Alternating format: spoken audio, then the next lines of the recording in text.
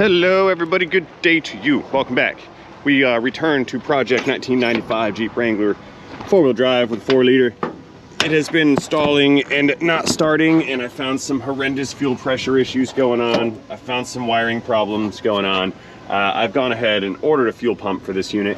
I'm gonna go ahead, get this thing restarted. We're gonna pull it back into the shop, get it up onto the lift, and then get this fuel pump replaced. Let me make sure my wiring job is good here. I have a remotely mounted fuel pump relay. If you missed what's going on here, just check down this video's description to the link of the previous video on this particular Jeep, and it will explain that that conglomeration of wiring and relays. Anyway, let's see if this thing's gonna start. Let's go ahead and get it inside, up on the lift. We're gonna pull the fuel tank down. We have power, and get that pump replaced. Let's see if we have fuel pressure. Sure do. This is good. We like fuel pressure. Yes, it runs fine when it's cold, and then I'm assuming after the pump warms up, it starts crapping out, and fuel pressure starts to fall to like 5-10 psi, and then the thing stalls, and then it'll restart. So I ran direct power to the fuel pump from that little wiring harness area over there. And even with direct power to the pump continued to fail and stop producing fuel pressure and volume. So that leads me to believe we have a pump issue. Like I said, I've got one over there on the shelf, and we're gonna go ahead and pull this tank down, remove the pump, inspect it, see what the deal is. We're gonna go. Ring. Riding around Ace Ventura style in a Jeep. Hope I can see where I'm going. I think I can. Pretty sure I can. Yeah, these Jeeps have a turning radius of like a top, so I'll be able to swing this corner, no problem. Just don't want to run over Troy. He's over there working on the Miata. Clearing the wall, clearing the Miata, clearing the new guy. Yeah, he's down there. See him down there? Say hi, Troy. He can't hear us.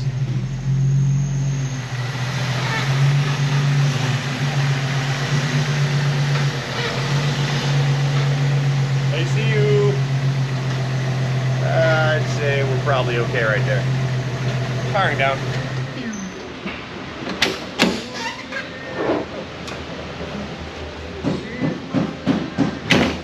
Now, right here, this is a primary problem with short wheelbase Jeeps. It's really hard to set the rack on these things because often the swing on the rack takes up more space than the wheelbase does. Watch this. See that? So what we've got to do is get the front legs in first and then roll it forward, then get the back legs in and then roll it back and center it. Then we can set the lift points and jack it up. It's a Jeep thing.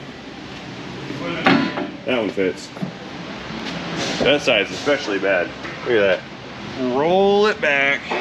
Come on, Jeep. Oh, I'm running into the lift. Hang on. Yepper, running into that. Roll it back.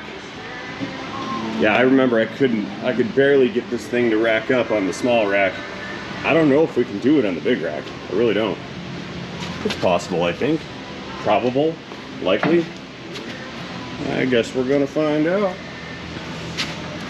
Oh, come on, Jeep. There we go, all set. Moving on up. I'm just kidding, just kidding. Can't do that. Okay, after much jostling, back and forth action, I believe we've got this set up where it's supposed to be. We've got a lift point on the frame, another lift point on the frame over yonder. Let's check this other side. Let's see, lifted on the frame. And one in the front right there, that's good. I love how close these are. I mean, it's such a short vehicle. It's like Suzuki Samurai short. It's the shortest Troy. You give us the side eye. Side eye, side eye. Moving on up. Troy's not actually short. What was that? I'm 5'11" and a half. And a half. Word. Well, the beauty is you'll grow until you're 25, I think, right? Is that when we stop growing? 25? Is that it? I don't know if I'm getting much taller, buddy.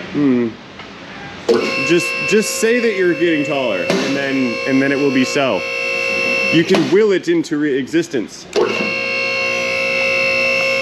right, we're underneath the vehicle now. Now, as we saw from the last video, we've got a new fuel filter here. It has had a replacement fuel pump installed once or twice, but we know that there's an issue here. So we're gonna go ahead and pull this tank down and inspect this pump assembly and see what's going on with it. So what we're gonna need to do is pull this this big heat shield thing off of here. It's a Jeep, so it's got a metal thing around the plastic tank to protect it from road debris and off-road hazards and whatnot. So we're gonna have to remove 1, 2, 3, 4, 5, 6 many bolts, 7, 8, 9, a lot of bolts. So we gotta pull all these little fasteners and bolts and nuts and whatnot off of here, support the tank with a jack, and then we'll lower it down once it's disconnected in here. Yeah, this one's not like it's not like your Jeep, Troy's Jeep. It's not like your Jeep where we you can just take it out to the side. We got to pull the whole tank down. Let's begin unbolting this. Wrong size, wobbly. Now, I'm not sure. See, there's 6 of these here.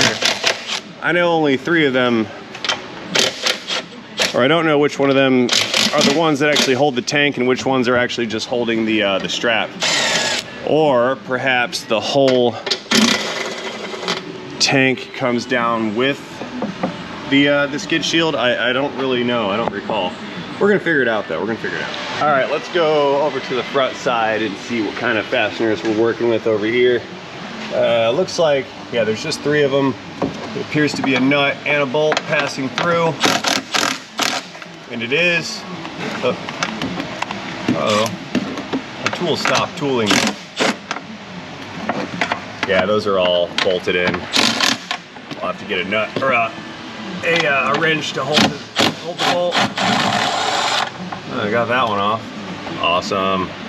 Just put you right up, gravity. It's gone. Oh no! Got it. Here, let's go fetch the trans jack to hold the tank up. We're gonna need this. Come on, transmission jack. You're coming with us. There we go. Now I can unbolt this tank with some confidence that it's not gonna fall and, well, it's not gonna fall. Like the flashlight. Stop it, light, stay. Moving on up. We'll drive this thing up until it contacts or comes very close to contacting. Then we'll unbolt the shield the rest of the way. I believe that the tank stays attached to the shield and they have to become separated later, which I probably won't have to do because I can just unbolt it and drop it down. There we go. So what we'll do is we'll get this one. Yeah, that's starting to let the tank down. Yep, it's unbolted from this side. Get rid of that. And one more little one right now. Woohoo. All right. So let's get a 13 wrench and get those other fasteners on the front side. We can start to lower this thing a little bit. And you know what, while we're here, I'll disconnect the connector. Okay, let's get these remaining fasteners here.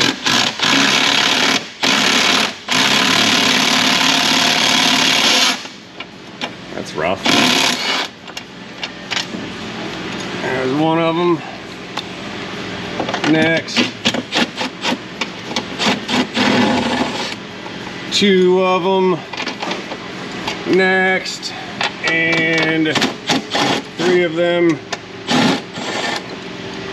No more next. That's all of them. Good to go.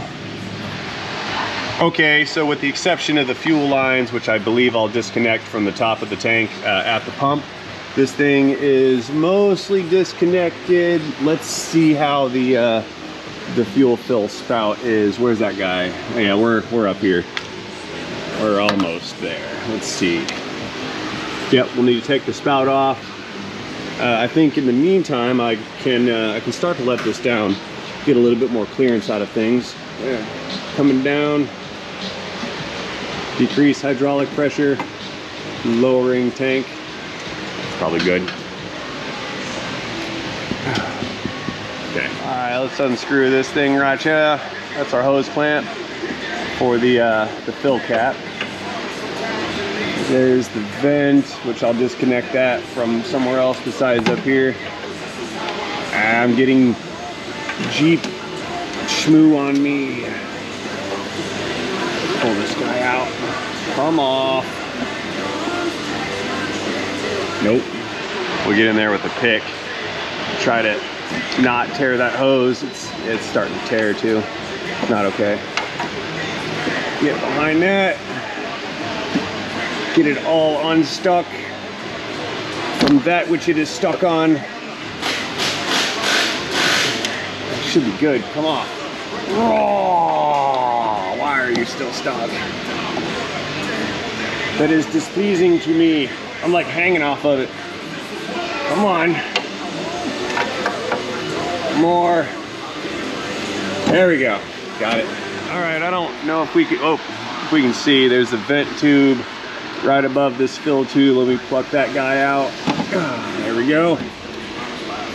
Ow, dirt in my eye. Okay, we're detached. Let's come down a little bit farther. Just a wee bit. There we go. Give this some shake action. Okay. It's almost out of here. A little bit more down. Yeah, we're getting there. It needs to come this way some, and then I can try to level it out, but the exhaust is in the way. And it doesn't want to come out of the way. Good thing this tank's kind of empty. Don't fall. Do not fall, fuel tank.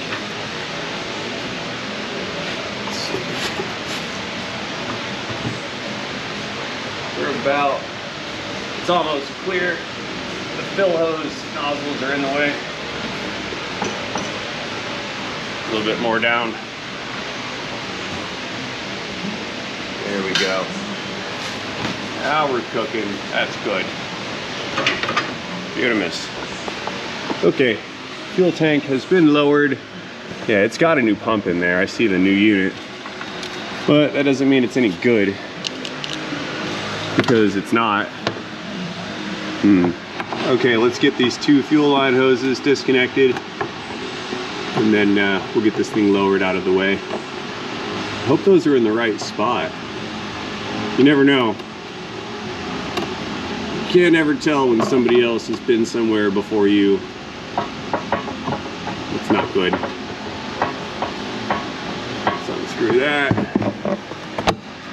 Screwdriver down. Come off. Come off, fuel line. Here, we'll just twist it some. A little bit of twist action, and then some twist and pull. Don't poke a hole in the fuel hose, Ray. There we go. There's one. And fuel line number 2. I think these are 2 different diameter. Yeah, one's bigger than the other. That's fine. Okay. The tank is free and clear. Let's go ahead. We'll let her down. All the way down. Keep an eye on it. Oh, whoa, we're getting stuck. We're falling off. Hang on. That's why you keep an eye on it. That's a great way to drop a fuel tank. Coming down. All the way down. Come on, Jack. All the way down. Jack is stuck. Come on, piece of Jack. Okay. That was scary. Well, this is cute. I was saying something about duct tape earlier. This is not an okay fuel tank repair. What's his problem? JB Weld in silicone. Oh man, this is beyond Jeep things. Somebody broke this. Yeah, that's not gonna work. Look at that. Makes me wonder what's in the tank. We need a new fuel tank. Yeah. So there's a vent hose here, and looks like there's more vent hose up here. Okay. Well, let's pull this thing out at least and see what's going on. I'm probably gonna replace this tank. I don't know. I need to ask my guy if he wants to put a new one in it or not, because this is sort of not okay at all, and neither is this one. Also not okay. Yeah, look at that, it's silicone-y, and you can't put RTV on fuel tanks.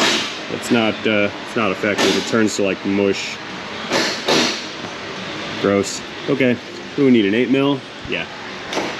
Okay, let us lose some fuel pump fasteners here. Well, we're not gonna lose them. We're just gonna take them all out. I wonder if this thing is like full of silicone or crust or dirt or something. I'm curious to find out what treasures lie within the pump. See, that's a newish unit. Come out. Oh my God, look at that, no wonder. Look at that, that's horrible. Yeah, that is so bad, look at that. That's supposed to be cleared and clean, and it is rust nasty. We can even see that this pickup sock is kind of imploding from the suction on the pump. So technically the pump is okay. Well, I don't know if the pump's okay because it's probably been running hot and burning itself up and not getting any flow through it. Well, we know it wasn't getting flow because the truck runs out of gas while it's driving. And if there's no flow through the pump, then the pump's gonna run hot. It'll burn the pump up. That concerns me. See what's in the tank. Yeah, there's a bunch. You can see down there in that baffle. Look at that, there's a bunch of debris and stuff floating around in there. Okay, I mean, it's not horrible. Let me get some gloves on and take a sample of the sediment. All right, I've got a glove to prevent gasoline from getting all over me. Just gonna rub my hand across the bottom of this. I can't get much for a sample.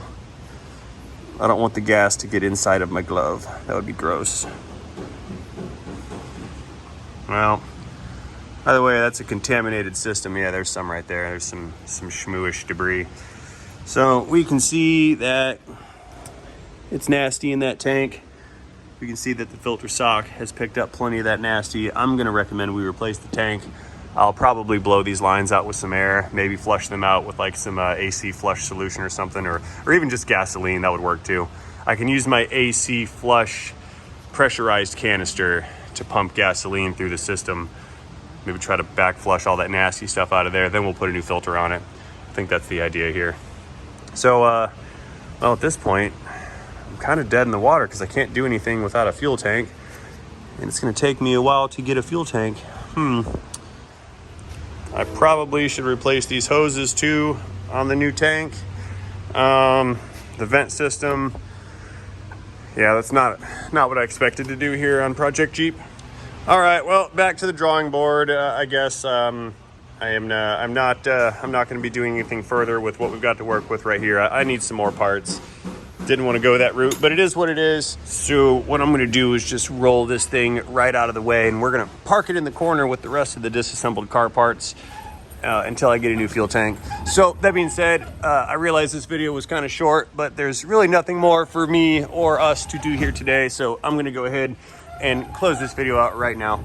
I will do such things as always by thanking each and every one of you for watching this video. Hope you enjoyed this video. I hope you were as surprised to see the carnage that I see. I mean, yeah, I know what you're saying. I could probably just resock this and throw this unit back in here, but I'm very reluctant to do such things because I know this thing has been super hot and I don't like that. So I am gonna go ahead and replace the pump motor as well. Anyway, I digress. Getting back on track again, and as always, thank you guys for watching. And most importantly, don't forget to have yourselves a great day. See you guys later. Into Project Jeep. Again, see you later, Jeep. Until the next time, thanks for watching. See you guys later. End of transmission.